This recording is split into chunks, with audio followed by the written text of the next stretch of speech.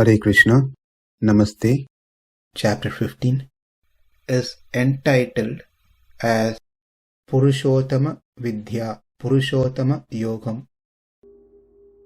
Sloka 13. āviśya ca bhūtāni, dhārayāmy aham ojasā,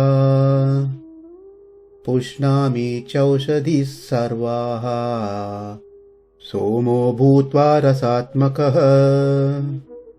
After stating about the sun and its light, next in this sloka, Krishna mentions that the power of Mother Earth to sustain all the living entities, that is to hold everything together, and the power of moon to nourish the vegetables, herbs, etc. is also done by him. So it is not just the light that's existing in the sun, moon, fire, or subservient of Krishna. Any unique powers in anything is also Krishna's. That is the key message from these three slokas that we are studying now in this section. Now let's understand the meaning of the sloka. āviśya, entering the earth, aham, I, ojasā, by my power, my unrestrained energy, cha, also, bhūtāni, all the living entities and the non-living entities, moving and non-moving being. Dhārayāmy, sustain, rasātmakaḥ, of the nature of the juice of the nectar, somo bhūtvā, by becoming the moon. sarvāḥ, āviśya, all the herbs and plants. puṣṇāmi, I nourish. Translation: I enter into each planet, and by my energy they stay in orbit. I become the moon, and thereby supply the juice of life to all vegetables. Two things is being told here. Number one, the Lord sustain all the beings by entering into the earth. Number two, by becoming the moon, he nourishes the herbs, plants, vegetables, etc. Now let's take first dhārayāmy, sustain. Earth sustains all the entities, and here Krishna says that he enters into the bhūmi, the earth, and as earth he sustains every living entity. Bhūtāni, where we already saw in the word by word meaning, bhūtāni, though it refers to living entities, we must also include the non-living entities. Otherwise there will be a question, all the living entities on the earth is sustained, carried by Krishna. So what about the non-living entities? Is someone else carrying them? So to avoid that confusion, everything is carried by Krishna. He enters into the bhūmi, and as earth he sustains every living entities and non-living entities, moving and non-moving. Therefore, one could mistakenly conclude that everything is Brahman. Earth is Brahman, sun is Brahman, Agni is Brahman, moon is Brahman, then you are Brahman and I am Brahman. Therefore we are all that one Brahman. That is to say, we are God. But that is not what Krishna is stating here. Yes, in past chapters we have studied where Krishna did mention Atma as Brahman. In chapter 13 sloka, he said Anādimat Param Brahma. And then in the 14th chapter, Krishna said Prakriti as Brahmam, Mama Yonir Mahat Brahma in the 3rd verse of 14th chapter. But they are not Brahman in absolute term. It is just aupacharikam. What Krishna saying here is that the earth is just a part of Krishna, and Krishna as dhārayāmy, super soul, within the earth carries the living entities.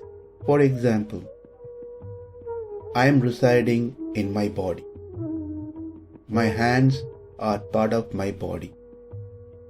When there is an object in front of me that I need to lift it, I do it and keep it somewhere else.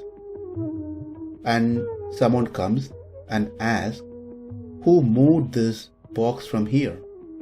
Then my response would not be, my hands lifted the box. I did not do it. Of course, if someone is self-realized soul, that could be the right answer. But in general, we say, I lifted the box. The ability of lifting is given to the hands. That ability comes from Atma. Likewise, when the sun, moon, fire, etc. are all Krishna's parts and parcel, then the power that they have, like light from sun, light from moon, light from Agni, the sustaining power of earth, or any other Shaktis that any object may possess, are actually Krishna's, because he is the dhārayāmy in everything, both moving and non-moving entities. The major difference between myself and my hand is that I don't enter into my hand to make the hand lift. I don't enter into legs to make the legs walk. Because I am just Atma, Jivatma.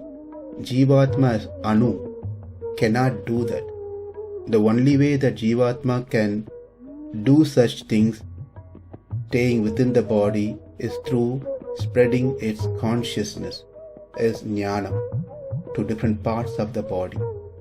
Whereas the Lord is not Anu, is Vibhu. He is pervaded everywhere. Therefore, he can enter into each and everything. Talking about dhārayāmy, the sustenance, the holding power, we may consider things like this, that I am sitting on a chair. So, it is the power of the chair that holding me. Then think further, that the floor of the house has the power to hold the chair, including me. Then the floor is held by the base, the foundation of the house, which includes the floor, the chair, and me. Then the foundation of the house is held by the earth, which includes the foundation of the house, the floor, the chair, and then me. Then what about the earth? Earth is held by, sustained by ākaśa, space, the sky, which holds the earth, the foundation of the house, the floor, the chair, and me. The ākaśa is held by the universe, which holds the earth, the foundation of the house, the floor, chair, and me. And finally, the Supreme Lord holds the entire universe, which includes the earth, house, floor, chair, and me. This is how generally people may have some understanding, but this is not correct. Because if we say that, then each of those elements that we mentioned has their own power, which is separate from Krishna. The right way of understanding this is the power of ākaśa to hold the universes is Krishna's. The power of the universe to hold various planets, which includes Earth, is Krishna's. The power of the earth to hold the foundation of the house is Krishna's. The power of the floor to hold the chair is Krishna's. The power of the chair to hold me is Krishna's.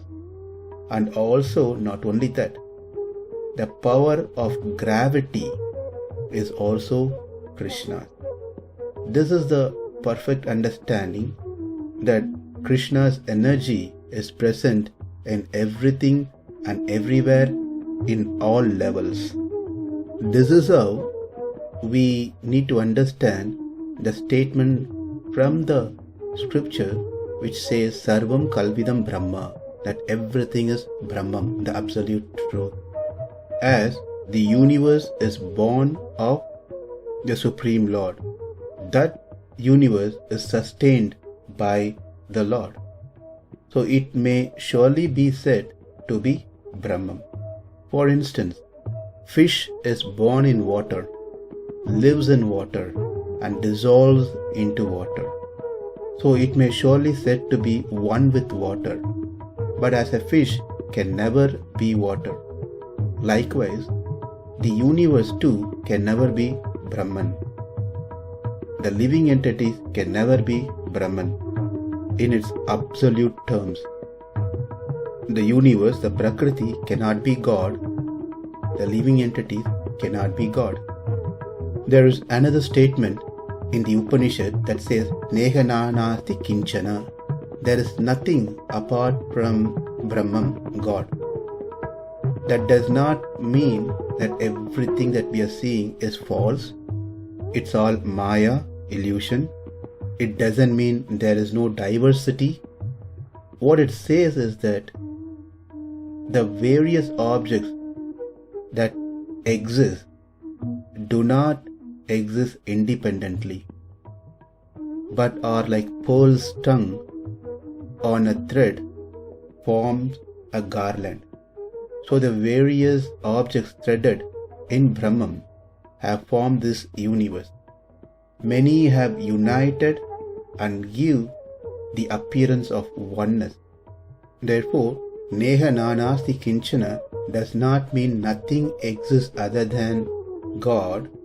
It means everything exists within God and makes it to be one.